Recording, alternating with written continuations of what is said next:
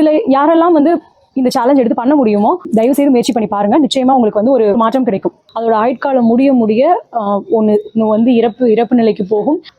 ஒரு வகையான ஈஸ்ட் வந்து ப்ரொடியூஸ் ஆகி அது மூலமா உங்களுக்கு இதை எல்லாத்தையுமே வந்து நம்ம ஒரே இதுல நம்மளால தீர்த்திட முடியுமா? இது வந்து இயற்கையோட விதி. பெயின் வந்து 2 விதத்துல வரும். ஆனா அது நிறைய பேருக்கு பழக்கம் இல்லாதனால அப்போ மனதை வந்து முதல்ல தயார்படுத்திக்கோங்க, இன்னும் அழகா அதோட பயணிக்க முடியும். வணக்கம், நான் Nancy Mervin, founder of Merna Naturals and acutherapist. இன்னைக்கு நம்ம பார்க்க போற தலைப்பு என்னன்னு பார்த்தீங்கன்னா 3-day challenge to get rid of your dandruff and lice. ஒரு 3 நாட்கள்ல நம்ம ஒரு சேலஞ்ச் எடுத்து ஒரு முயற்சி பண்ணினோம்னா நம்மளுடைய பொடுகிலிருந்தும் பெயின்ல இருந்தும் ஒரு விடுதலை கிடைக்கும், ஒரு தீர்வு கிடைக்கும் அப்படிங்கிறத பற்றி இன்னைக்கு பார்க்க போகிறோம். நம்ம தலையில் இருக்கிற நம்ம முடிகளில் இருக்கிற பொடுகையும் பேனையும் முற்றிலுமாக நீக்க முடியும் அப்படின்றத குறித்த வீடியோ தான் இது. இதில் யாரெல்லாம் வந்து இந்த சேலஞ்ச் எடுத்து பண்ண முடியுமோ தயவு செய்து முயற்சி பண்ணி பாருங்கள். நிச்சயமாக உங்களுக்கு வந்து ஒரு மாற்றம் கிடைக்கும்.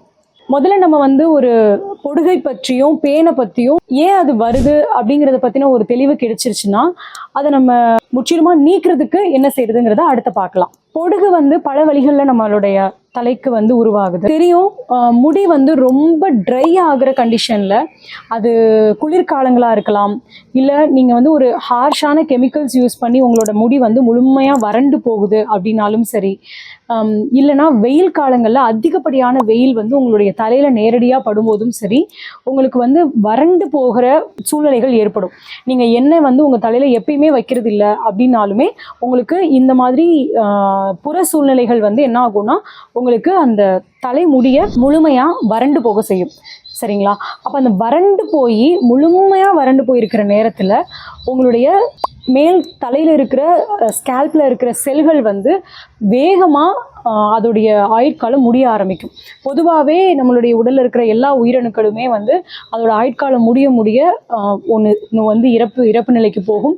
அதுக்கடுத்து புது உயிரணுக்கள் உருவாகும். இது வந்து சுழற்சி மாதிரி நடந்துக்கிட்டே தான் இருக்கும். ஆனால் இந்த வறண்ட சூழ்நிலைகளும் புற சூழ்நிலைகள் வந்து அதிகப்படியான பனியும் அதிகப்படியான குளிரும் அதிகப்படியான வெயிலும் உங்களுடைய தலையில் அதிகமாக படும்போது இந்த சுழற்சி இருக்கு இல்லைங்களா, அந்த செல்களோட சுழற்சி வந்து என்ன ஆகும்னா ரொம்ப சீக்கிரமாக நிறைய டெட் செல்ஸ் உருவாக ஆரம்பிக்கும். நிறைய செல்கள் வந்து சீக்கிரமாக சாக ஆரம்பிக்கும். அப்போ அந்த டெட் செல்ஸ் வந்து வேகமாக சாகும் போது உங்களுக்கு உங்களுடைய தலைகளில் நிறையா வந்து ஒரு செதில்கள் மாதிரி உருவாக ஆரம்பிக்கும். இப்போது இது மட்டும்தான் காரணமா அப்படின்னு பார்த்தா அப்படி கிடையாது. டேண்ட்ரஃப் உருவாகிறதுக்கு நிறைய காரணங்கள் இருக்குது. டிஃபிஷியன்சிஸ் இருக்குது, ஜிங்க் கம்மியாகும் போது, விட்டமின் பி குறையும் போது, ஸோ இந்த மாதிரி உடல் அளவுக்கு உள்ளேயும் வந்து இந்த மாதிரி மாற்றங்கள் நடக்கும்போதும் நம்மளுடைய முடிகளில் வந்து பொடுகு வந்து உருவாகும். ஸ்கேல்ப் வந்து எப்பயுமே ரொம்ப ஆயிலி ஸ்கேல்பாக ரொம்ப அதிகமாக எண்ணெய் பசையோடு இருக்கும்போது சீபம் அதிகமாக சுரக்கும் போது ஒரு வகையான ஈஸ்ட் வந்து ப்ரொடியூஸ் ஆகி அது மூலமாக உங்களுக்கு உங்கள் தலையில் வந்து பொடுகு வந்து உருவாகிறதுக்கும் உற்பத்தி ஆகிறதுக்கும் வாய்ப்புகள் வருது. நம்மளுடைய தலை சுகாதாரம், நம்ம தலை பராமரிப்பு வந்து சரியாக பண்ணலை, ரொம்ப நாட்களுக்கு நம்ம தலை வந்து குளிக்காமல் இருக்கிறோம், இல்லை நம்ம தலை வந்து ரொம்ப ஒரு மாதிரி சுத்தம் பண்ணாமல் விட்டுருக்கோம் அப்படின்னாலும் கூட நமக்கு வந்து பொடுகு உருவாகிறதுக்கு வாய்ப்புகள் இருக்குது. எல்லாம் தாண்டி சில ப்ராடக்ட்ஸ் நம்ம பயன்படுத்துகிற ஏதோ சில பொருட்கள் நம்ம பயன்படுத்துகிறோம் தலைமுடிக்கு அப்படின்னா அதுக்கு ரொம்ப ஹார்ஷாக இருக்கிற நேரங்களில் அலர்ஜிட்டிக் மாதிரி ஆகி அந்த நேரங்கள்லையும் நமக்கு பொடுகு வந்து உருவாகிறதுக்கான வாய்ப்பு அதிகமாக இருக்குது. இதையெல்லாம் தாண்டி ஸ்ட்ரெஸ்ன்னு சொல்லக்கூடிய நம்மளுடைய மன அழுத்தம் ஆக நம்மளுடைய மண்டைக்கு தான் வந்து அந்த சூடு வந்து போகும். அப்போ அந்த சூட்டின் காரணமாக நமக்கு மண்டைக்குள்ளே போகும்போது அப்பையும் வந்து நமக்கு பொடுகு வந்து உருவாகிறதுக்கு வாய்ப்பு இருக்குது. ஹார்மோனல் இம்பேலன்ஸ், நம்மளுடைய உடலில் நீர் சுரப்பிகளோட சமநிலை இல்லாத போதும் நமக்கு வந்து இந்த மாதிரி பொடுகுகள் வந்து உருவாகுது. இதை எல்லாத்தையுமே வந்து நம்ம ஒரே இதில் நம்மளால் தீர்த்திட முடியுமா அப்படின்னு கேட்டால் இல்லை. சில எக்ஸ்டர்னல் காரியங்களால் உருவாகுது இல்லைங்களா, வெயில் அதிகமாகி நமக்கு வந்து ரொம்ப ட்ரை ஆகுறனால உருவாகிற பொடுகாகட்டும், இல்லை குளிர் அதிகமாகி அதனால உருவாகிற பொடுகாகட்டும், இந்த மாதிரி இருக்கிற பொடுகு நம்மளுடைய வேற ஏதோ ஒரு கெமிக்கலான ஹார்ஷான பொருட்கள் பயன்படுத்தி அதன் மூலமாக உருவான பொடுகு, இது எல்லாத்தையுமே நம்மளால் வந்து இந்த சேலஞ்சின் மூலமாக நிச்சயமாக முழுமையாக நம்மளால் நீக்க முடியும். அந்த நீக்கிறது உங்களுக்கு குறைஞ்சது ஒரு 6லேருந்து 1 வருஷம் வரைக்கும் நீங்கள் உங்களுடைய தலைமுடியை பராமரிப்பு சரியாக பண்ணிக்கிட்டீங்கன்னா திருப்பி வராதபடிக்கே நம்மளால் வந்து தொடர்ந்து செய்ய முடியும். இதே மாதிரி நம்ம அடுத்த பெயினுக்கு வரலாம். பெயின் அப்படிங்கிறது வந்து ஒரு உயிர். இந்த பெயின் எப்படி உருவாகுது அப்படிங்கிறத பார்க்குறதுக்கு முன்னாடி ஒரு சின்ன ஒரு உதாரணம் சொல்கிறேன். அரிசி பருப்புகளையோ இல்லை சிறுதானியங்களையோ நீங்கள் ஒரு பாக்ஸில் போட்டு நல்லா டைட்டாக மூடி, நல்லா அதில் காற்று போகாதபடிக்கு டைட்டாக மூடிடுறீங்க. மூடி ஒரு 3 மாதங்கள் விட்டுறீங்கன்னு வச்சுக்கோங்களேன். நீங்கள் அதை தொடலை, திறக்கலை, எதுவுமே செய்யலை. 3 வாரங்கள் கழிச்சு அதை திறந்து பார்த்தீங்க அப்படின்னா அதில் வந்து வண்டோ புழுவோ ஏதோ ஒன்று உருவாகி இருக்கும். இப்போ நீங்கள் வந்து அந்த பாத்திரத்தில் அரிசியை மட்டும்தான் போட்டீங்க, இல்லை பருப்பை மட்டும் தான் போட்டிங்க, அதை மூடி வச்சிட்டிங்க, டைட்டாக மூடி வச்சிட்டிங்க, நீங்கள் எதுவுமே அதில் போடலை. அப்போ அந்த வண்டு புழுலாம் எங்கேருந்து வந்துச்சு? அதாவது நான் இப்போ சொல்கிறது இயற்கையாக விளைஞ்ச அரிசி பருப்புகளுக்கு அந்த வண்டு புழுலாம் எங்கேருந்து வந்துச்சு? இப்போ எங்கே வருது அப்படின்னு பார்த்தீங்கன்னா, இது வந்து இயற்கை விதி. எங்கே வந்து அதுக்கான உணவு இருக்குதோ அந்த இடத்துல ஒரு உயிர் வந்து உருவாகிறதுக்கான சூழ்நிலைகள் கிடைச்சிச்சுன்னா தானாவே ஒரு உயிர் உருவாகும். இது வந்து இயற்கையோட விதி. இப்போ செத்து போன ஒரு நாய் கிடக்கு அப்படின்னா அந்த நாயின் மேல யாரும் போய் புழுவை எடுத்து போடுறது கிடையாது. அதை அழிக்கிறதுக்காக ஒரு புழு அந்த இடத்துல வருது, அந்த உணவு அந்த இடத்துல உருவாகிருக்கு. அப்போ அந்த உணவை சாப்பிட்றதுக்கு ஒரு புழு வந்து அந்த இடத்துல உருவாகுது. இது வந்து இயற்கையோட விதி.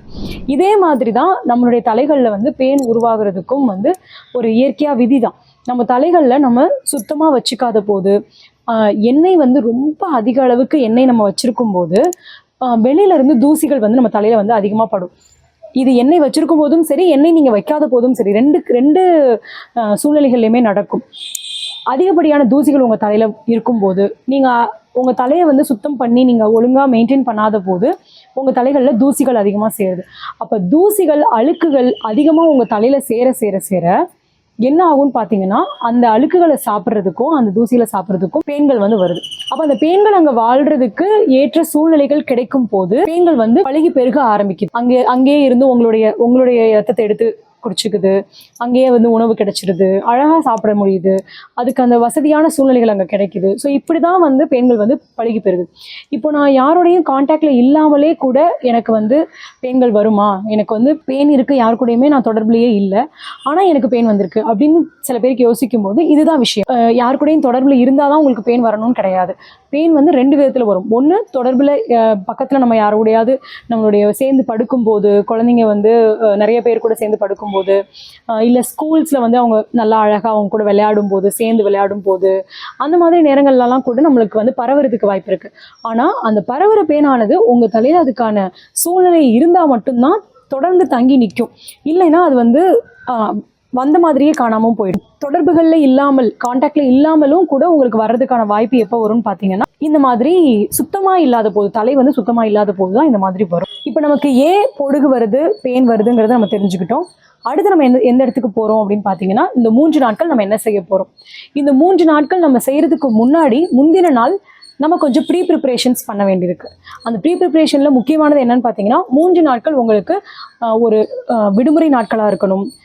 3 நாட்களுமே நீங்கள் வந்து தலை குளிக்க வேண்டியது இருக்கும். அதனால் உங்கள் மனதை தயார் பண்ணிக்கணும். தினம் தலை குளிக்கிறது வந்து ஒரு இயற்கையான விதி தான். ஆனால் அது நிறைய பேருக்கு பழக்கம் இல்லாதனால அவங்களுக்குள்ளேயே நிறைய குழப்பங்கள் இருக்கும். எனக்கு இப்படி ஆகிடுமா, அப்படி ஆகிடுமா. ஆனால் இது நம்ம பண்ணினோன்னா நமக்கு நல்லது நடக்கும் அப்படின்னும் போது முதல்ல நம்ம மனதை தயார் பண்ணி 3 நாட்கள் தலை குளிக்கிறதுக்கு தயாரானதுக்கப்புறம் தான் இந்த ஸ்டெப்குள்ளேயே நம்ம போக முடியும். முதல்ல 3 நாள் தொடர்ந்து தலை குளித்து அதை காய வச்சு நம்ம பராமரிக்கிறதுக்கு தயாராக இருக்கணும் அப்படின்னு நம்ம தயார்படுத்திக்கிறதே ஒரு விஷயமா நான் பார்க்குறேன். அப்போது மனதை வந்து முதல்ல தயார்படுத்திக்கோங்க. உங்களுக்கு அதுக்கான சூழ்நிலைகள் எப்படி இருக்குன்னு பார்த்துக்கோங்க. லீவில் இருக்கணும், எல்லாருமே லீவில் இருக்கீங்களா அப்படிங்கிறத பார்த்துக்கணும். வீட்டில் இருக்கிற எல்லாருமே ஒரே நேரம் இந்த சேலஞ்ச் எடுத்து எல்லாருமே ஒரே நேரத்தில் பண்ணிங்கன்னா இன்னும் கூட ரொம்ப இலகுவாக இருக்கும் நமக்கு முழுமையான ரிசல்ட் கிடைக்கிறதுக்கு. அதனால 3 நாட்களும் வந்து எல்லாருமே வீட்டில் இருக்கணும். நம்ம குளித்தோன்னா நல்லா தலையை காய வைக்கிறதுக்கு ஹீட்டர்லாம் போடாமல் நம்ம சூரிய ஒளியில் வந்து அதை காய வைக்கிறதுக்கு தயாராக இருக்கணும். இது எல்லாத்துக்குமே தயாராக இருக்கிற மாதிரி உங்களுடைய மனதை வந்து நீங்கள் தயார் பண்ணிக்கோங்க. அதுக்கு முன்னாடி ப்ரிப்ரேஷனில் என்னெல்லாம் செய்ய வேண்டியது இருக்கும்னா, உங்களுடைய தலையணையோட உரைகள், படுக்கை விரிப்புகள், அதுக்கப்புறம் வந்து உங்களுடைய சீப்புகள், துண்டு, இதை எல்லாத்தையுமே மாற்றுறதுக்கு புதுசாக ஒரு செட்டு வந்து தயாராக வச்சுக்கோங்க. இப்போ முதல் நாள் நம்ம என்ன செய்யணுங்கிறத பற்றி பார்க்கலாம். முதல் நாள் காலையில் நீங்கள் எழுந்த உடனே எல்லா படுக்கை விரிப்புகள், தலையணை உரைகள், அதுக்கப்புறம் சீப்பு, உங்களுடைய துண்டுகள், இதை எல்லாத்தையுமே முதல்ல சேர்த்துக்கோங்க, ஒன்று சேர்த்துக்கோங்க. அதை எல்லாத்தையுமே துவைக்க கொண்டு போய் போட்டுருங்க. சரிங்களா? அதை வந்து நீங்கள் முதல்ல எல்லாத்தையுமே கொண்டு போய் நீங்கள் துவைக்க போட்டதுக்கப்புறம் தான் நீங்கள் குளிக்கிறதுக்கே போகணும். சில துவைக்க போட்டுருங்க. நீங்கள் குளிக்க போகும்போது நம்ம இந்த இடத்துல ஒரு ஹேருக்கு மாஸ்க் ஒன்று போட போகிறோம். என்ன மாஸ்க் நம்ம போட போகிறோம்னு பார்த்தீங்கன்னா, வேப்ப இலை, தேங்காய், மிளகு, இது 3 எடுத்துக்கணும். இது எவ்வளோ எடுத்துக்கணும்னு கேட்டிங்கன்னா உங்களுடைய முடியோட நீளத்தை பொறுத்து எடுத்துக்கோங்க. ரொம்ப நீளமான முடியாக இருக்குது அப்படின்னா கொஞ்சம் அதிகமாக எடுத்துக்கலாம். இல்லை கொஞ்சம் சின்ன முடியாக இருக்குது அப்படின்னா அதுக்கேற்ற மாதிரி எடுத்துக்கலாம். நமக்கு வந்து நம்மளுடைய முடியோட அந்த மண்டையோட ஸ்கேல்ப்பு ஃபுல்லாக, நம்ம தலையோட ஸ்கேல்ப்பு ஃபுல்லாகவே நம்ம அப்ளை பண்ணுற அளவுக்கு நமக்கு வேணும். அப்போ நீங்கள் அந்த அளவுக்கு எடுத்துக்கணும். வேப்ப இலை, தேங்காய், அதுக்கப்புறம் மிளகு, இது 3ஐயும் நீங்கள் வந்து மிக்சியில் போட்டு நல்லா மையாக அரைச்சிக்கோங்க. மையாக அரைச்சிட்டு என்ன பண்ணுங்கன்னா, வீட்டில் யாரெல்லாம் அந்த சேலஞ்ச் பண்ணிங்களோ எல்லாருமா போயிட்டு எல்லாருமே அவங்க தலையில் முழுமையாக அப்ளை பண்ணிக்கணும். அப்ளை பண்ணிங்கன்னா ஒரு அரை மணி நேரம் விடலாம். விட்டதுக்கு அப்புறமா என்ன செய்யணும்னா, ஒரு சீயக்காயோ இல்லை உங்களுக்கு ஏதாவது மைல்டான, ரொம்ப ஹார்ஷாக இல்லாமல் ஒரு மைல்டான ஷாம்பு இருந்ததுன்னா அந்த மாதிரி மைல்டான ஷாம்பு வச்சு நீங்கள் வந்து வாஷ் பண்ணலாம். வாஷ் பண்ணிவிட்டு நீங்கள் உங்களுக்கு தாடி வளர்க்குறீங்க, தாடிலாம் இருக்குன்னா நீங்கள் அங்கேயுமே அப்ளை பண்ணிக்கோங்க.